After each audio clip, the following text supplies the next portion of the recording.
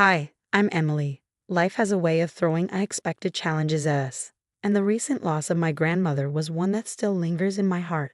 She wasn't just a relative, she was my confidant, my biggest cheerleader, and the one who believed in my dreams of becoming a graphic designer when no one else did. Her final gift to me was more than just an inheritance, it was a piece of her unwavering faith in me, wrapped up in the formalities of wills and legal documents. I vividly remember the day at the lawyer's office. The polished oak table seemed colder than ever as the lawyer read the will. I felt the weight of responsibility settle on my shoulders, knowing that every penny was a testament to Grandma's love and trust. But my father, Richard, saw it differently. Since marrying Clara a year ago, things at home had changed. Clara was the kind of woman who could light up a room with her presence, not just her smile. She was always on to the next big project, each one more ambitious than the last. But there was something about her, an air of secrecy beneath the charm, that made me uneasy. "Emily, Clara's been thinking about starting a new business," Dad said one evening, his tone casual, as if he were discussing the weather rather than my future. "She has this brilliant idea, and your inheritance could be the perfect seed money." We were in the living room, where traces of Grandma still lingered, her favorite porcelain vase on the mantelpiece, her knitting basket by the sofa. Discussing using my inheritance in such a way in this space, filled with her memories, felt like a violation. "I want to use that money for my own designs, Dad." "Grandma wanted me to have it for my future," I countered, trying to keep my voice steady. Clara chimed in, her voice smooth as silk. "But think of the potential, Emily. It's not just an investment in a business. It's an investment in family. We could all benefit." The way she said family made it sound more like a business deal than a bond of love and trust. I looked between them, feeling the tension rise. "I don't know, Clara. I need to think about it. It's a lot to consider." "Your grandmother would have wanted you to be practical, Emily," Dad added, his tone shifting, a slight edge creeping in. "She was always about the big picture." I couldn't believe he was using Grandma's memory like that. "I think she'd want me to be careful," I retorted, my hands clenched in my lap. The conversation stalled, the air thick with unspoken words, and my refusal hanging heavily between us. Clara's smile didn't waver, but her eyes, they hardened just a fraction, enough to let me know this wasn't the end of it. In the weeks that followed, I pored over Grandma's letters to me, each line a reminder of her wisdom. She'd often written about the importance of standing firm in one's beliefs, especially when pressured to compromise. I knew deep down that investing in Clara's business was not what I wanted, nor what Grandma would have wanted me to do blindly. One evening, as I sat reading one of those old letters under the soft glow of a lamp, I realized that my decision was about more than just money. It was about respecting Grandma's legacy. I needed to hold on to the inheritance for the purpose it was intended, for my dreams, not Clara's. "I'm not investing the money in the business, Dad," I finally declared one night after dinner. The look on his face was a mix of disappointment and frustration. But I was resolute. Clara's attempts to sway me further only strengthened my resolve. "It's yours, Emily. We could have done great things together." Perhaps we could have, but on whose terms? As the days passed, the tension in the house grew palpable. I knew I had made the right decision, even though it came at the cost of familial peace.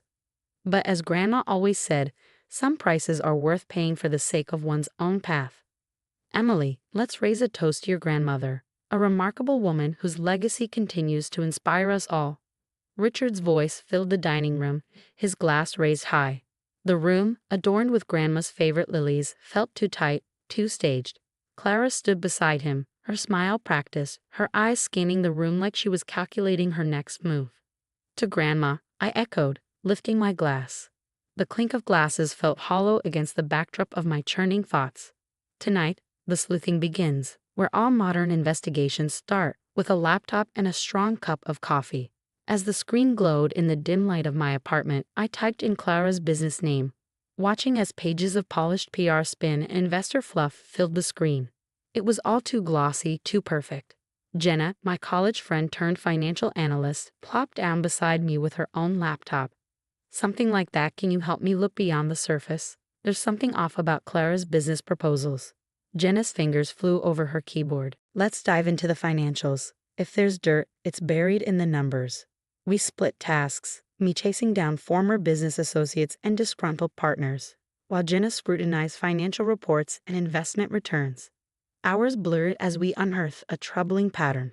Businesses started, money raised, ventures abruptly shut down. Look at this. Jenna pointed to a series of transactions. Every time one of her companies tanks, she's already pulling capital from the next. It's like a Ponzi scheme, but with startups. I leaned back, the implications spinning in my head. She's using new investor money to cover old debts. Exactly. And look here. Several of these investors are family businesses, including some of your dad's friends. The betrayal stung, its reach wider than I feared. Clara wasn't just targeting me, she was ensnaring anyone within my father's circle. We need to expose her, Jenna, before she drags more people down with her. Plans formed, a sting operation of sorts. We decided on a family gathering. A casual barbecue, the kind where news spreads as quickly as the fire in the grill. The day was clear, the backyard filled with unsuspecting guests. I spotted Clara holding court among my father's friends, her charm dialed high. With a nod to Jenna, who was ready with documents and her phone for recording, I strode over. Clara, can we talk in private? My voice was steady, belying the storm inside. She smiled, a predator's grin, and led me to the garden, out of immediate earshot but still in view of everyone. What is it, Emily? I know about the businesses, Clara. The failed ventures, the money from new investors used to cover old debts. How many more people need to suffer for your ambitions? Her face hardened, the facade slipping. You're out of your depth, Emily. This is how the world works. People invest, some win, some lose. But they didn't know they were gambling with a stacked deck. Did they? You deceived them. Clara's eyes narrowed, but before she could respond, Jenna stepped forward, her phone out. We have proof, Clara, and we're not afraid to use it. The confrontation escalated, voices rising as the tension in the air thickened. Guests began to drift over, drawn by the drama unfolding before them. Clara laughed, a cold, sharp sound. You think this will stop me? Your father won't believe you over me. But then Richard, who had come over to see what was happening, spoke up, his voice unsure. Is it true, Clara? Were you lying to us all? With the crowd's eyes on her, Clara's confidence wavered. Richard, it's not like that. It's just business. It's fraud, I corrected her, my voice carrying across the silent onlookers. And everyone here deserves to know the truth. The fallout was immediate. Conversations ignited, some defending Clara, others shocked and reeling. Richard stood silent, the truth finally cutting through his denial. As the party broke up, the seeds of doubt firmly planted, I realized the battle was far from over. But today, the truth had won a significant victory. At home, the atmosphere was tense. Clara's latest venture crumbled without the influx of missiled investments, leaving her scrambling to salvage her reputation. But the damage was done.